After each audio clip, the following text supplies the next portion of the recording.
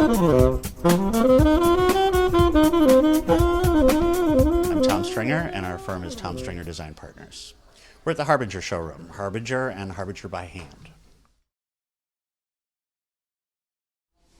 So Legends is a great get-together for the design community. It's all about sharing ideas and ultimately celebrating our industry, but I think it's a really important opportunity for us to share ideas.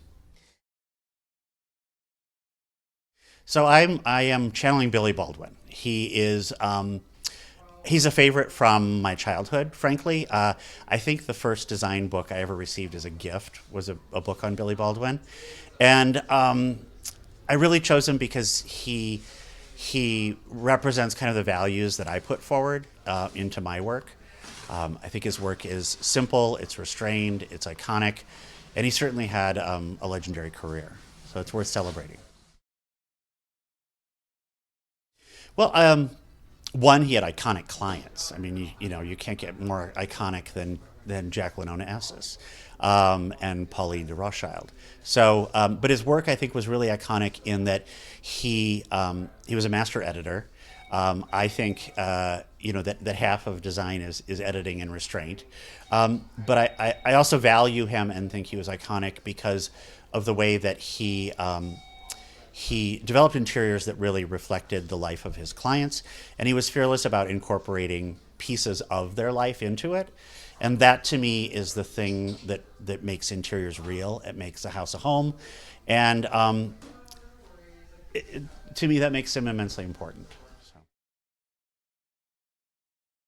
Well, I think that for me, the important thing was to channel him, not like replicate him. So we didn't really use any of the directly iconic Billy Baldwin pieces, some of which are still in production.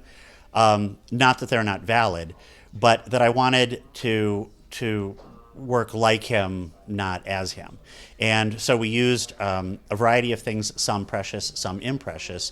Actually borrowed some materials from other contemporaries like Billy Haynes in the work because, well, Billy Haynes's work is actually more prevalent in Los Angeles than Billy Baldwin's old pieces might be.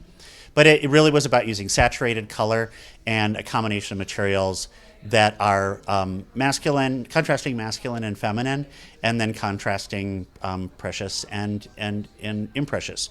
We filled the ceiling of the room with about 110 $3 Chinese lanterns. That to me seems like a trick that Billy would be okay with. So the background of the room is by Robert Crowder. It's a digitally printed wallpaper that I had them adapt from its original colorway into this kind of saturated, kind of tortoisey brown that felt authentically Billy Baldwin to me. And then we had great LCDQ vendors that helped us out, letting us beg, borrow, and steal. So Dragonette was fantastic. They provided maybe half of the furniture in the room. Merida was great in producing one of their new sisal rugs for us that felt to me like the kind of neutral background that Billy would appreciate. And Lee Stanton, it was a great resource for a lot of the accessories. And a few other pieces came from Cachet. Some of the mid-century, the lamp in the room, and a few of the other kind of iconic accessories.